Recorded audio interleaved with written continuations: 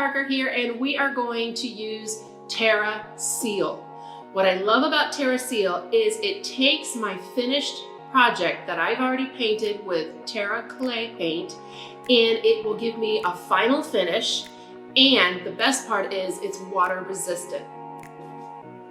Okay, before you get started, make sure that you have your necessary tools available. So you have your Terra Seal, and you have either a brush, or I like the Foam and Dandy brush, because you are going to actually apply the Terra Seal with a brush, and you have to make sure that your project is dry. It has set up at least 24 hours before you can apply Terra Seal.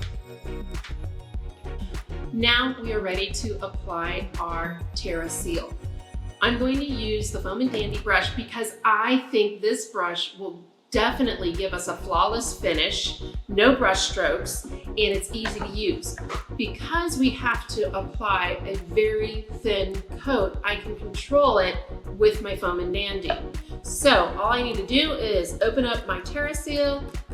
I've already given it a quick little shake. If you think you need to stir it, you can, but this is all ready to go. I dip my Foam and Dandy brush into my Terra Seal, and I'm going to simply apply it in one very thin coat across my project. As soon as I'm done, I'm gonna let it dry for at least 1 hour. If I think I want to put a second coat on, I can, but you have to give it at least an hour. Then let it set up, and it's done. It's ready to use.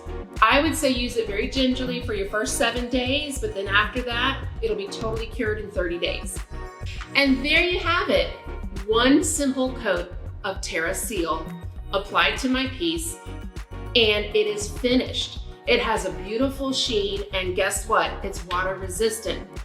If for some reason I decided I wanted to put a second coat on, I can totally do that. I just need to make sure I wait at least 1 hour and then apply that second thin coat. Otherwise, we are good to go.